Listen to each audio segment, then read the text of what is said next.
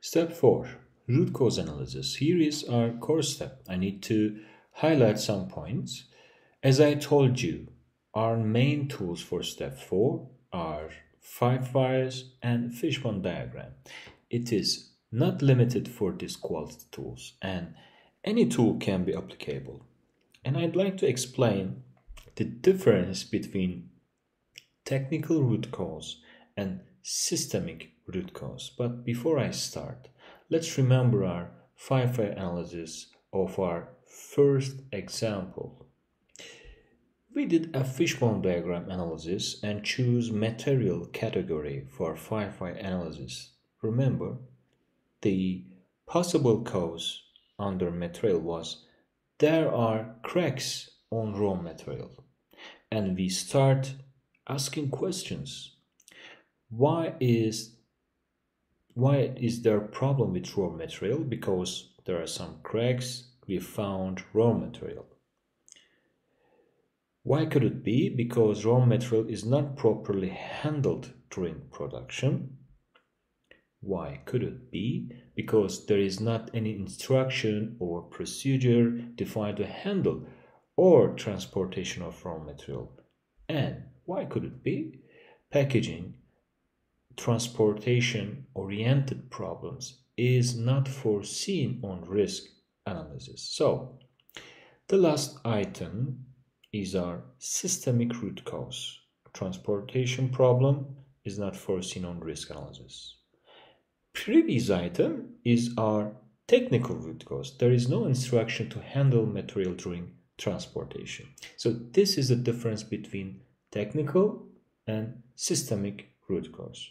Generally, our corrective action steps 6 refer to technical root causes, and our preventive action step 7 refer to systemic root causes. We will continue with other details of step 4, but let's give a break to avoid confusion. Please remember, ED problem solving may have different formats as I have shown to you so far, but basically it is same. So you do not have to make your AD format with full of these details. Your format will be okay as long as it includes 8 steps with an appropriate root cause analysis. The reason I share with you different formats is I'd like you to see some other applications so you will be comfortable when you have a different format in the future. So let's proceed with step 4.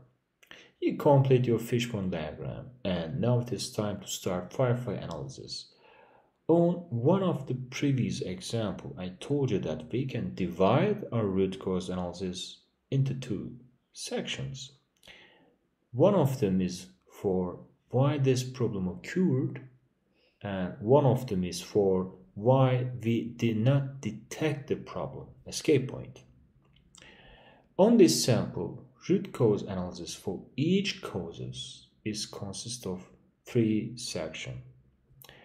Technical root causes for corrective actions, escape point, why we did not detect the problem, and systemic root causes for preventive actions.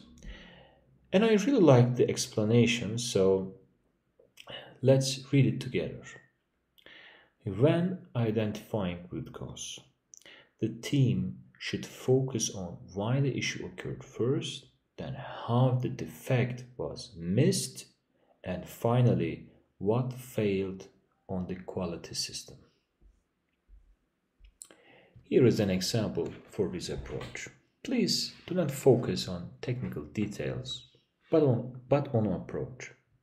Let's read together only the last whys of the root cause analysis. Technical root cause, the snap feature design on rotor, leading angle and cavity opening, not optimized for insertion. Escape point, the retention force spec was not documented into any customer official document. why the defect is missed. And systemic root cause. Assembly requirements for the sensor in the vehicle application were not fully developed by customer prior to SOP. As I mentioned before, root cause analysis is not limited with 5 whys and fishbone diagram. There are also trend analysis, Pareto diagrams, process charts, and etc. Due to our limited time, I try to explain the most two used of them. And here is our key questions. Where applicable, please verify the root causes for both technical and systemic root causes. And there is a good question for you, maybe very important. Why has the problem not occurred before? If you find the answer, this will be a great data that makes your job easier. And for step 4, let's read 5-why analysis together. Wrong item shipped to customer. Why? The wrong item was pulled from inventory. Why? The item we pulled from inventory was mislabeled. And why? Our supplier mislabeled the item prior to shipping it to our warehouse. Why? The individual applying labels to our product at the supplier placed the wrong label on the product. And why? Labels for different orders are pre-printed and it's easy to apply the wrong label. For this case, as a corrective action, you can prepare a checklist including label control on supplier warehouse. But more important, and also as a preventive action, you have to do something to stop pre-printing of labels. And this is a fishbone diagram sample. Under material shrinks. Under method, procedure not detailed enough.